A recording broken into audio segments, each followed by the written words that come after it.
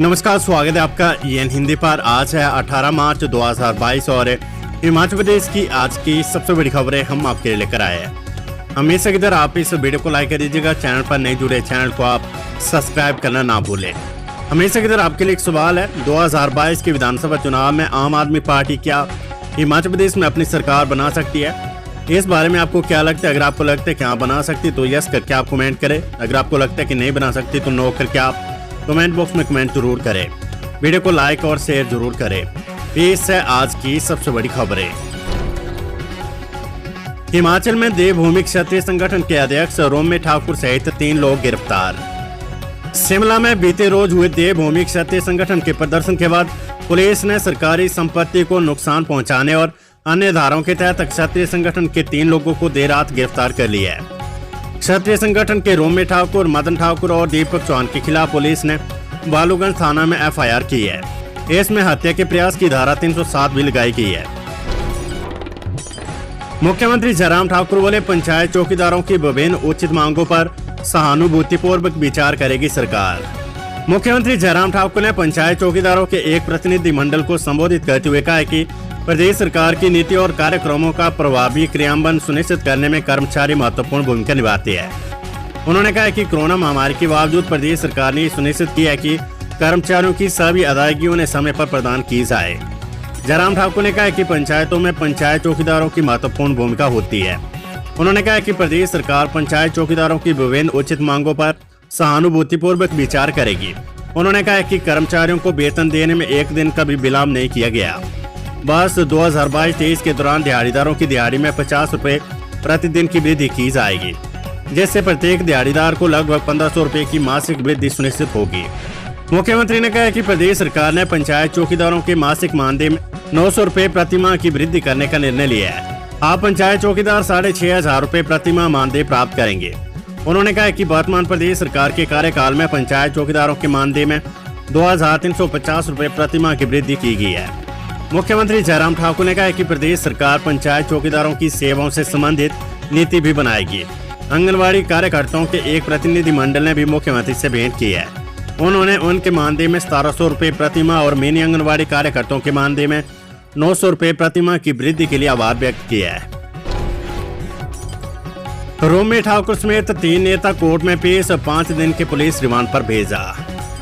देवभूमि क्षत्रिय संगठन के अध्यक्ष रोम्य ठाकुर सहित गिरफ्तार 3 नेताओं को गिरफ्तार करने के बाद पुलिस ने चक्कर कोर्ट नंबर 3 जज प्रतिभा नेगी की अदालत में पेश किया गया, जहां से उन्हें 5 दिन के पुलिस रिमांड पर भेज दिया गया है। बता दें कि देवभूमि क्षत्रिय संगठन ने शिमला में आंदोलन का ऐलान किया था, जिसके एक दिन पहले जिला प्रशासन ने शिमला शहर में 9 स्थानों पर धारा 144 लागू कर दी थी।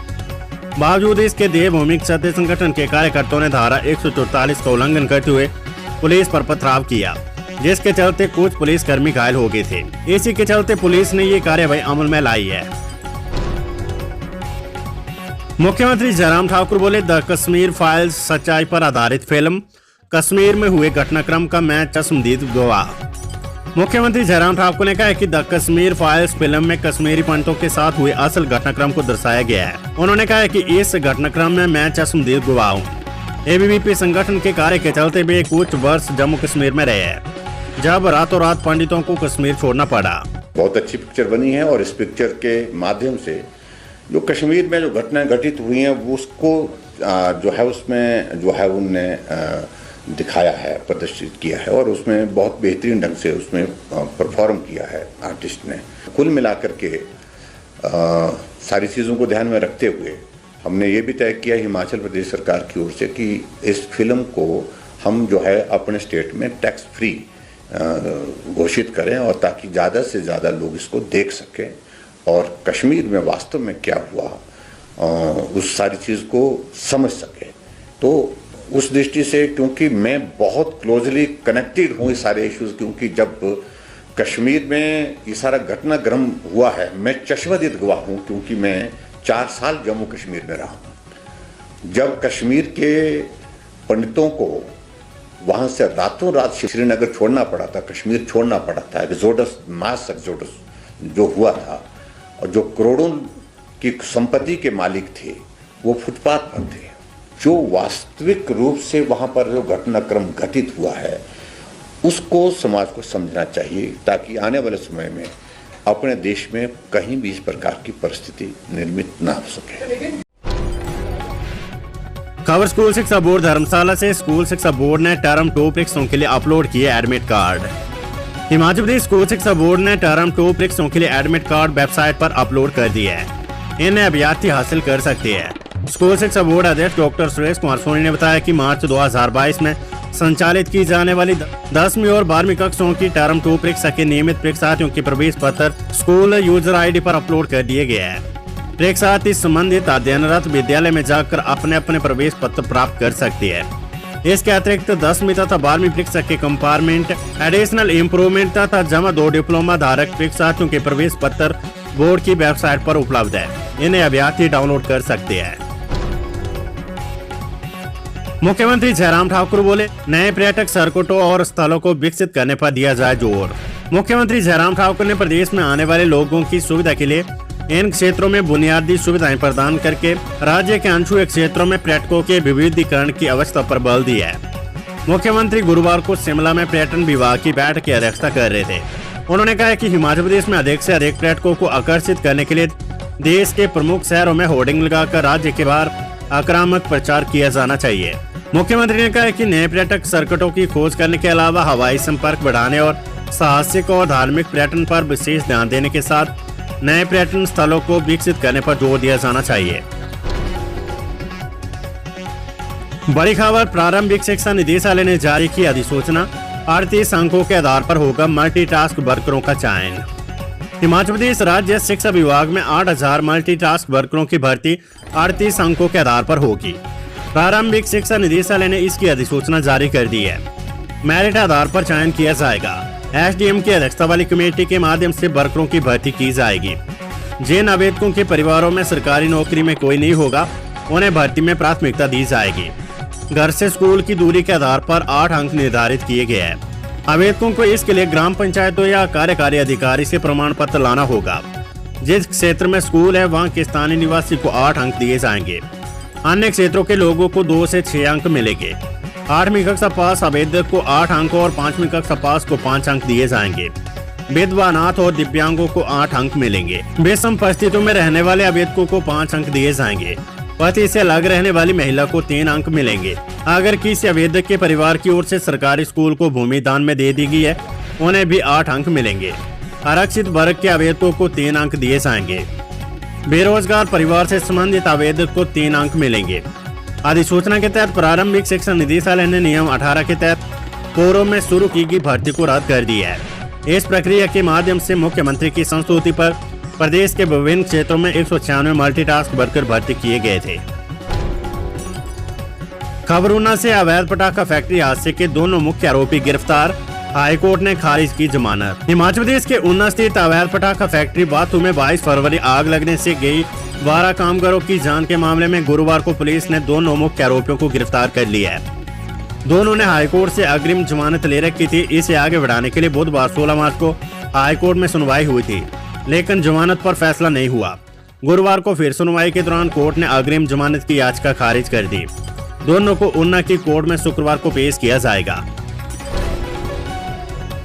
KCC बैंक लोन घोटाला मामला, 7 आरोपियों की अग्रिम जमानत याचिकाएं खारिज। हिमाचल प्रदेश हाईकोर्ट ने कांगड़ा केंद्रीय सहकारी बैंक में हुई 19 करोड़ 50 लाख के लोन घोटाले के 7 आरोपियों की अग्रिम जमानत याचिकाएं खारिज कर दी है।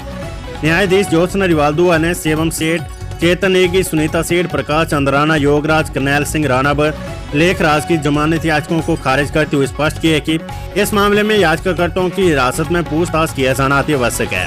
पूछताछ केवल बैंक के हित के लिए नहीं बल्कि उन लोगों के हित के लिए भी आवश्यक है जिन लोगों ने अपनी गाड़ी कमाई बैंक के पास जमा की थी। साइबर क्राइम, हिमाचल में 2.5 महीने में 35.5 लाख की धोखाधड़ी। हिमाचल प्रदेश में फर्जी कंपनियां लोगों को झांसे में लेकर लाखों रुपए का चूना लगा रही है। 2.5 महीने के भीतर इन फर्जी कंपनियों ने 325 लोगों को ठगा है। इनसे 35 लाख रुपए की धोखाधड़ी की गई है। साइबर थाने में लोगों ने शिकायत दर्ज करवाई है। 10,50,000 की राशि लोगों को रिफंड की गई है, जबकि 15 लाख से ज्यादा राशि को होल्ड कर दिया गया है। फर्जी कंपनियां लोगों को OTP शेयर करने और लोन देने का झांसा दे रही है। पुलिस ने ठगी करने में इस्तेमाल होने वाले साइटों को चिन्हित कर इनका इस्तेमाल न करने की एडवाइजरी जारी की है। जिला कांगड़ा में ज्यादातर लोग ठगी का शिकार हो रहे हैं। खबर धर्मशाला से वन मंत्री राकेश पठानिया बोले, डिजिटाइज होंगे भेड़ पालकों के चालान परमिट। भेड़ पालकों के चालान परमिट डिजिटाइज किए जाएंगे। इसके लिए वन विभाग ने दस्तावेज एकत्रित किए हैं। भेड़ पालक राज्य में कहीं भी अपने परमिट का नवीनीकरण करवा सकेंगे। ये जानकारी वन, युवा सेवाएं एवं खेल मंत्री राकेश पठानिया ने धर्मशाला के सर्किट हाउस में चालान सलाहकार पुनरावलोकन समिति की 48वीं बैठक की अध्यक्षता करते हुए दी है। उन्होंने कहा कि चालान परमिट के लिए वेब आधारित एप्लीकेशन तैयार कर दी गई है। आगामी वित्त वर्ष में चालान परमिट पूरी तरह से डिजिटाइज हो गया है। वन मंत्री ने कहा कि चालान परमिट के नवीनीकरण की अवधि 3 से बढ़ाकर 6 वर्ष कर दी गई है। उन्होंने कहा कि चारागाह मार्गों को भी डिजिटाइज किया जा रहा है। हिमाचल में पहले चरण में 8 चारागाह मार्गों का डिजिटाइजेशन का कार्य पूर्ण हो चुका है। विभिन्न जिलों में हेल्पलाइन नंबर स्थापित किए जाएंगे।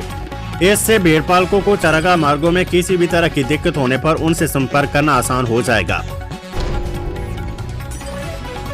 खबर हिमाचल हाईकोर्ट से, सनवारा में सड़क निर्माण की ताजा रिपोर्ट देने के आदेश। हिमाचल प्रदेश हाईकोर्ट ने सनवारा स्थित टोल प्लाजा में टोल टैक्स वसूलने के फैसले को चुनौती देने वाली याचिका में राष्ट्रीय राजमार्ग प्राधिकरण को 2 किलोमीटर अधूरे सड़क निर्माण की ताजा स्थिति शब्द पत्र के माध्यम से बताने के आदेश दिए हैं। ये परमाणु और सोलन के बीच का अनुभाग है। कोर्ट ने इस अनुभाग के शुरू में बन रही ओवरब्रिज की ताजा स्थिति और निर्माण कार्य की अवधि के बारे में भी पूछा है। वेदर अपडेट, शिमला में मार्च के दौरान का सबसे अधिक न्यूनतम तापमान रिकॉर्ड। शिमला में बुधवार रात को मार्च माह के दौरान का सबसे अधिक न्यूनतम तापमान रिकॉर्ड किया गया है। शिमला का न्यूनतम तापमान 18 डिग्री सेल्सियस रिकॉर्ड हुआ है। प्रदेश में होली तक मौसम साफ रहेगा। 19 और 20 मार्च को मध्य और उच्च पर्वतीय जिलों में बारिश बर्फबारी के आसार है। प्रदेश भर में गर्मी लगातार बढ़ रही है। न्यूनतम तापमान में भी बढ़ोतरी दर्ज हुई है।